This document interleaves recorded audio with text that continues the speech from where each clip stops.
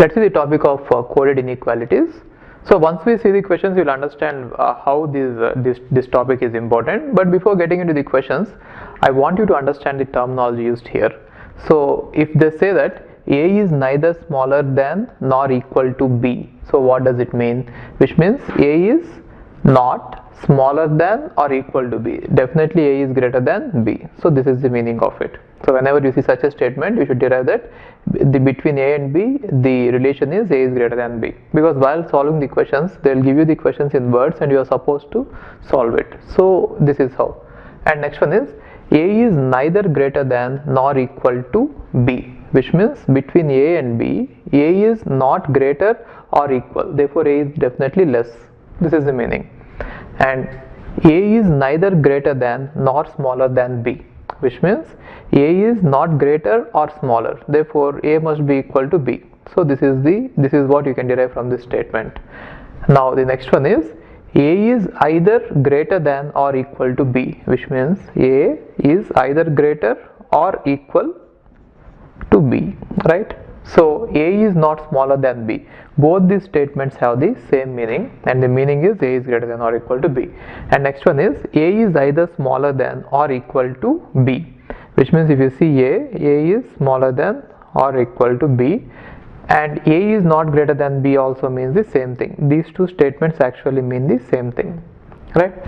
And the next one is so while solving the questions, some rules, if you know these rules, it will be useful. So the rules are like this. Now rule number one is this: if you say A is greater than B and A is greater than C, if you know these two, you cannot compare B and C, which means given these two statements that A is greater than B and A is greater than C, you cannot say anything any relationship between B and C. B can be less than C or equal to C, or it can be greater than C, right? So given these two, deriving the relationship between these two is not possible. Now in all these statements you can apply the same thing. Now if relation between A and B is given, relation between A and C is given, now you cannot say anything between B and C in this case, right? Here also relationship between A and B is given, A and C is given. Now if you observe it, the relations are like this. Here it is greater than or equal, here it is greater than or equal to, right?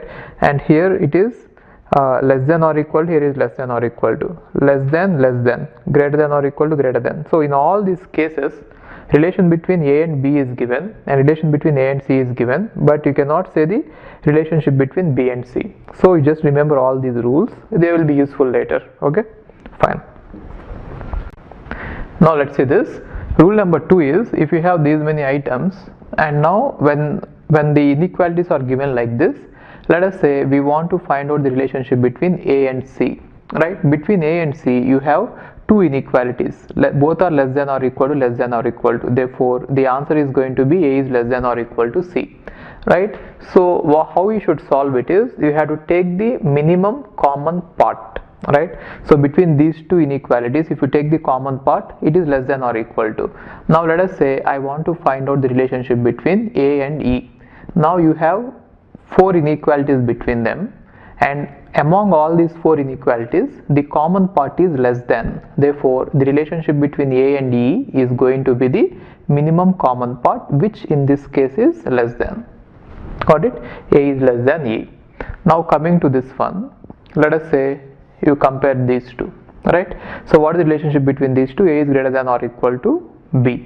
Now if you take this one, what is the relationship between these two? Now between A and C you are going to have two inequalities, one is greater than or equal to, other is greater.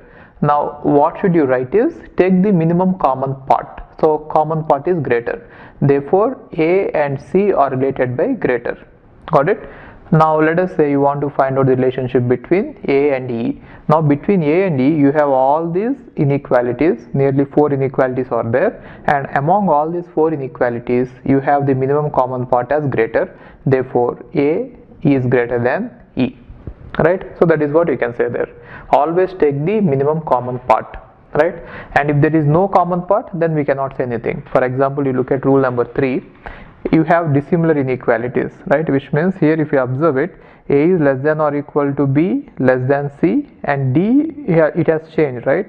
Now if you see this, the relation between A and D, the inequalities between A and D are, for some part it is about less than, and for some part it is greater, right? So you have less than here and you have greater here, right? So if you see the common part, there is nothing in common there, right? Between these three there is nothing in common, therefore we cannot say the relationship between A and D. So here you can say we cannot compare them, right? Now in case if you want to compare A and C, it is possible. A and D it is not possible, but if you see A and C, the minimum common part is less, yes, that is possible, right? So why less than or equal to less, therefore only less is, so A is less than C is the answer. Now if you want to compare between C and D, you can compare it. If you look at the minimum common part, it is greater than, therefore C is greater than E. Got it? Okay. Hi, if you are planning to do masters, then doing masters abroad is better than doing masters in India. I'll give you all the reasons. So, first reason is, out of 1 lakh students who take GATE every year, there are only 500 seats in old IITs. So all the IITs put together have an acceptance rate of 0.5%, and IITs, universities better than IITs, they have very good acceptance rate like 30%, 40%, but all the IITs put together have an acceptance rate of 0.5%. And if you are working hard to get into IIT Bombay's ranking is 177 and IIT Roorkee's ranking is 400. If you are happy to get into IIT Roorkee, then getting into universities better than IIT Roorkee is easier compared to getting into IIT Roorkee. And looking at the salaries for computer science, for software jobs, if you have done your masters in computer science in US, the salaries are ranging from 80 lakhs per year to 1.2 crore per year. So even if you take an average of 1 crore per year, your savings will be much higher than the salaries in India.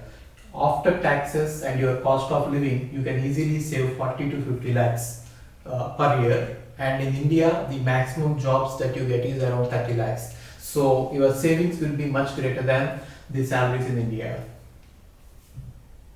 And these are all the services that we provide. University shortlisting. So depending on your profile, we will shortlist what are the universities that you have to apply, and statement of purpose building, and then LOR guidance, and GRE and English test assistance, and education loan assistance. So you don't have to have any collateral, which means without any security, now you can get education loan. Getting education loan is very simple these days, and whatever the amount of fee that you have a range of universities. You can apply for 10 lakh universities, 20 lakh universities, or 50 lakh universities. But whatever it is, you are going to get complete education loan, and you can pay off your education loan in 1 year after you get a job.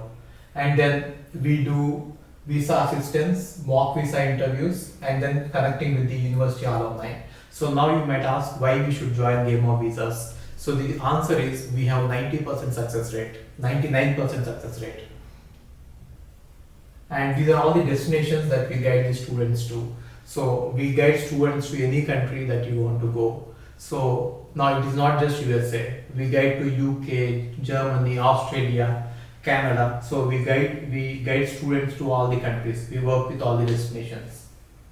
And if you are interested in going abroad, you have to just drop us a message on this WhatsApp number 9494 555 454. Okay, thank you.